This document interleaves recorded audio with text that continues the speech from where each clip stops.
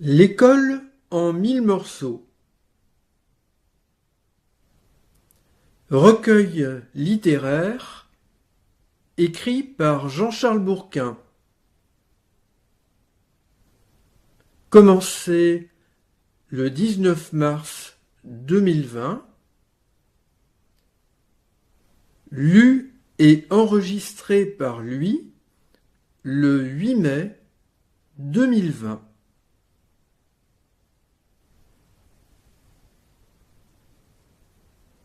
Stress de plume.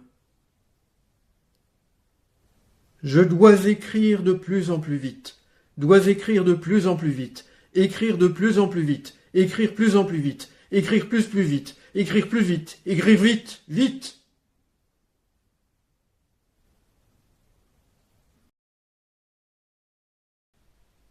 Bambin rebelle. Jean-Michel Leduc est un bon ministre. Jean-Michel Leduc est un bon sinistre. Jean-Michel Leduc est un con sinistre. J'aime pas l'école. Na.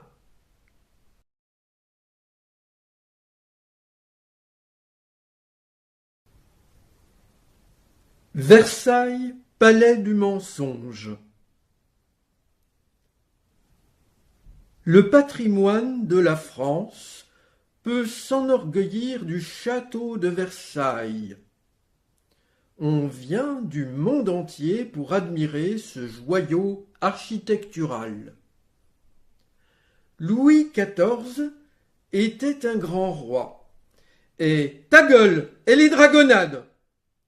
Jeune homme, j'exige que vous... Cieux, il y a aussi l'homme au masque de fer.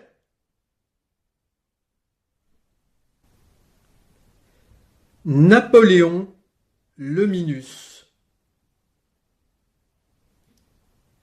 Napoléon Ier n'était pas grand.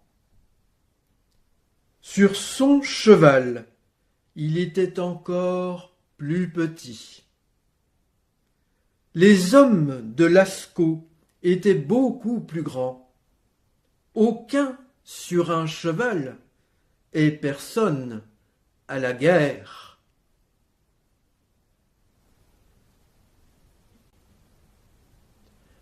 Pauvres escargots. Dissection d'un escargot bouilli par la professeure de sciences naturelles. Mauvaise note. Écriture peu soignée, dessin passable, description mal présentée. Plus dur est le souvenir d'une affreuse mort injuste.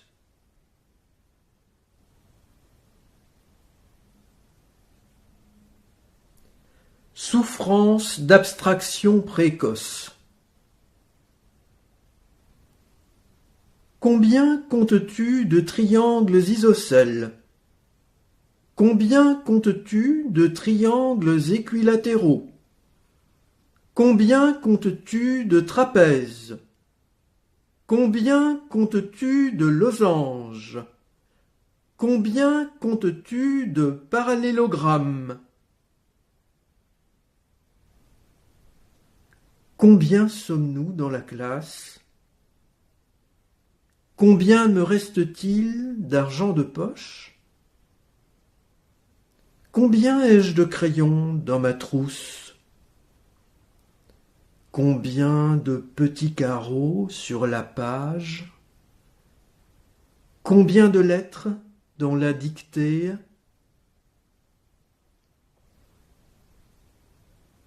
La pluie mouille mon visage, le vent me rafraîchit. De retour à la maison, je me détends. Enfin, le goûter.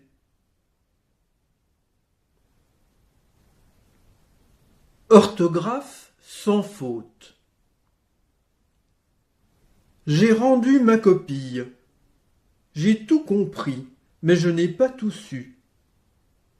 J'ai essayé 2 L à fidèle, 2 M à chômer, un R à charrue, un S à paresse. 6 sur 10 pour 4 fautes, me dit la maîtresse. Ce qu'elle a fait est plus grave. J'ai bien vu 4 erreurs, mais ne suis coupable de rien.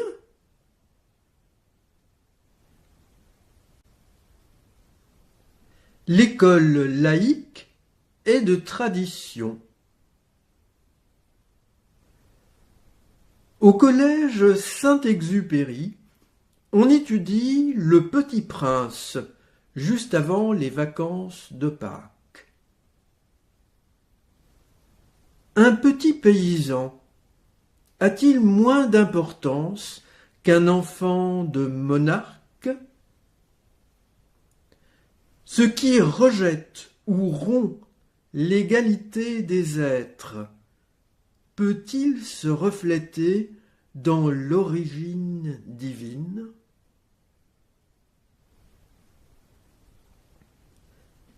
Petit savant d'automne. La cour de récréation est baignée de brume. Il fait froid. Les marrons tombent sur le bitume. Les bogues éclatent en un bruit sec.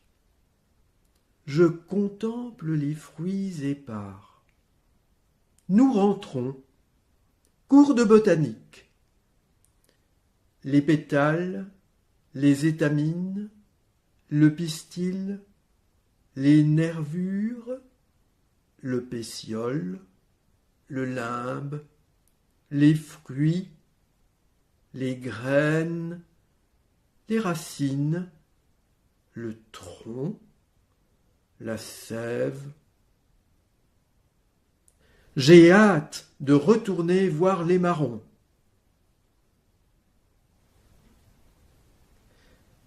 Bonheur de gouache. C'est le meilleur moment de la semaine.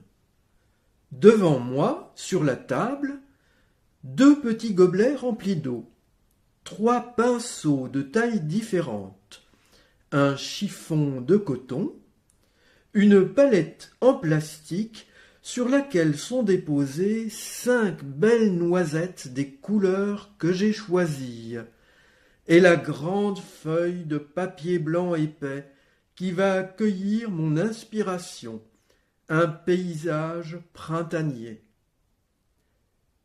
La classe est chaleureuse, la maîtresse félicite chacun.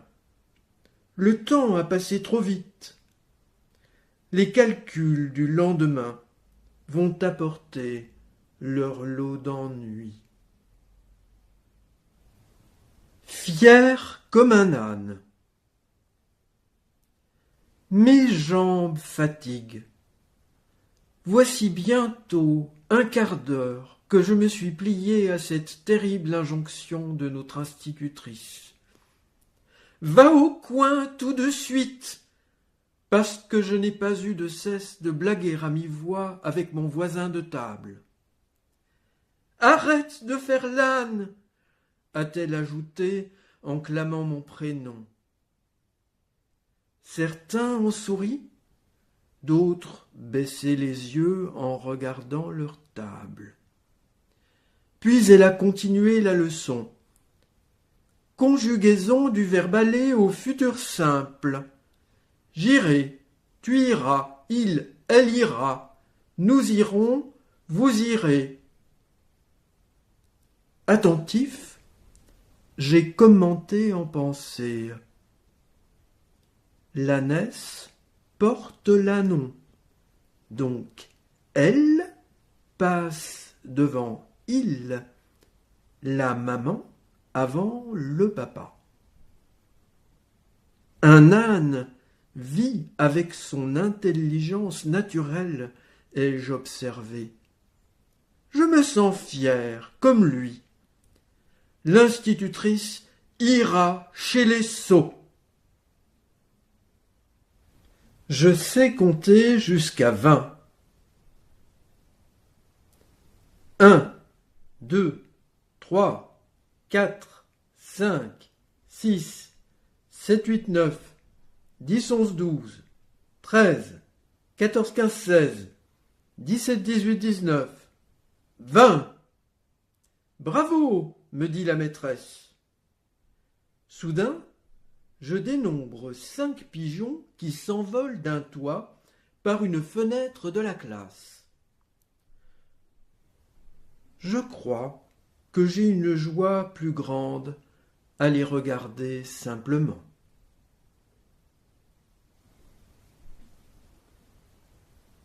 Triste herbier.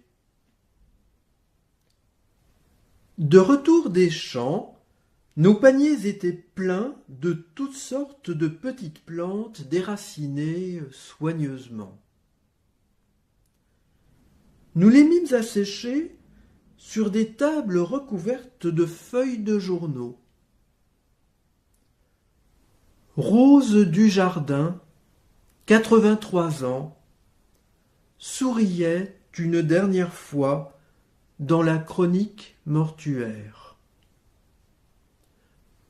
Par-dessus, un coquelicot flétri.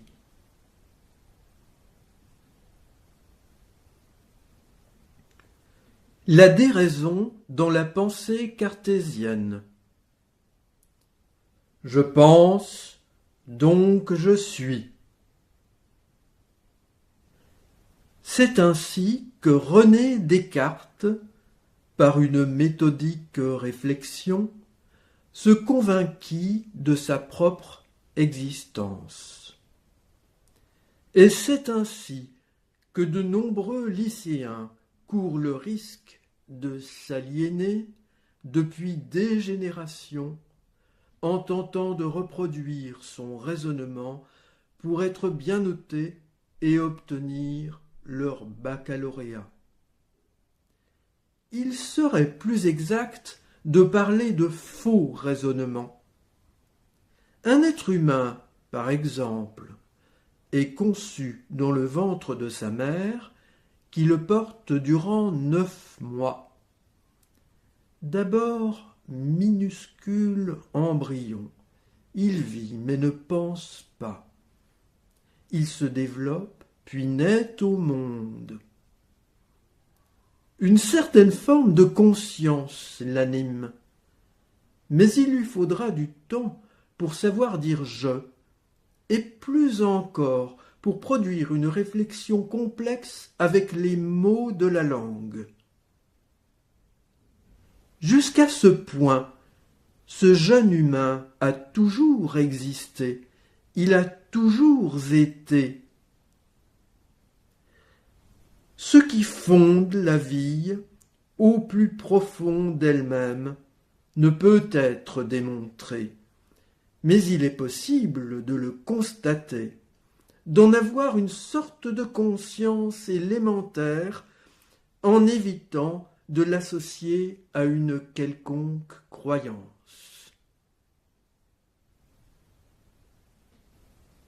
Préparation du 14 juillet. Debout derrière les tables, les bras tombant le long du corps tenu bien droit, le regard fièrement posé sur l'institutrice chef de chœur occasionnelle, nous entonnons l'hymne sacré. Allons, enfants de la patrie, le jour de gloire est arrivé. Je cache ma gêne.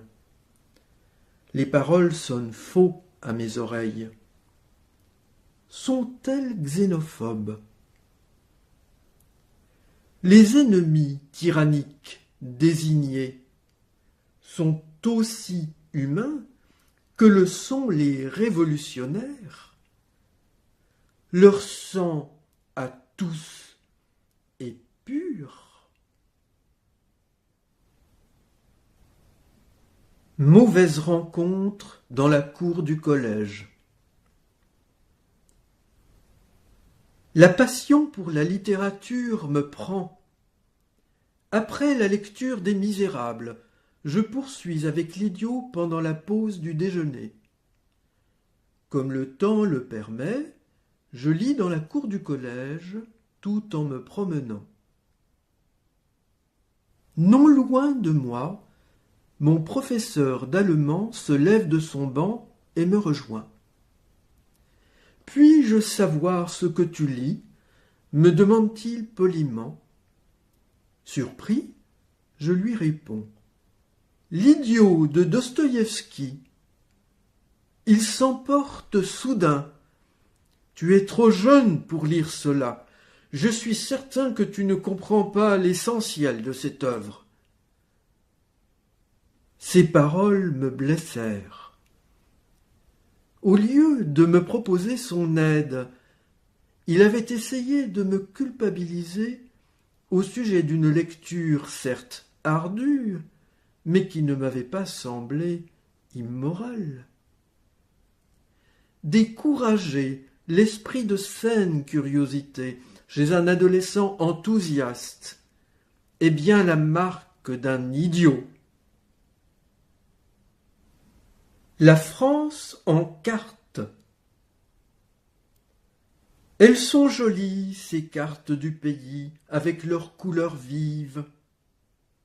Il n'est pas simple de se souvenir et de reproduire le tracé des côtes, des principaux reliefs, des frontières continentales ou des nombreux fleuves qui le traversent. Pourtant, j'éprouve un peu de tristesse. Trop d'images ont manqué. Ce fut surtout lors de promenades ou d'excursions pédestres, mais aussi de voyages en voiture ou en train, que ces paysages m'ont fortement impressionné. Quant aux magnifiques terres ultramarines de France, hier, trop peu dans les livres, car trop loin de Paris et du ministère. Aujourd'hui, sont-elles bien présentées dans les grands manuels en cartes et en photographies ? Jour de verglas. En peu de jours, d'abondantes pluies verglaçantes avaient recouvert tout ce qui pouvait l'être dans la région. De nombreux câbles aériens avaient cédé sous le poids de l'eau gelée. Les arbres étaient magnifiques. Leurs branches dénudées brillaient dans la lumière solaire, enveloppées mystérieusement par la matière minérale translucide. La route principale du village était empruntable par les véhicules, mais des ruelles entières ne l'étaient pas encore. Après avoir reçu de mes parents des conseils de prudence, je passai par l'une d'elles pour rejoindre l'autocar qui devait m'emmener au collège. Quelle ne fut pas ma surprise lorsque je la découvris transformée en une grande patinoire naturelle. Ce fut pour moi irrésistible. Comme elle était pentue et qu'il me fallait descendre, je me tins fermement debout en bon équilibre pour ne pas tomber. Puis je propulsai mon cartable en cuir par un vigoureux mouvement du bras le plus loin possible au milieu de la chaussée. Il la dévala allègrement avec ses livres, trousses et cahiers. Cet instant de joie extraordinaire, partagé avec la nature, me permit d'oublier pendant quelque temps les tracas de la scolarité.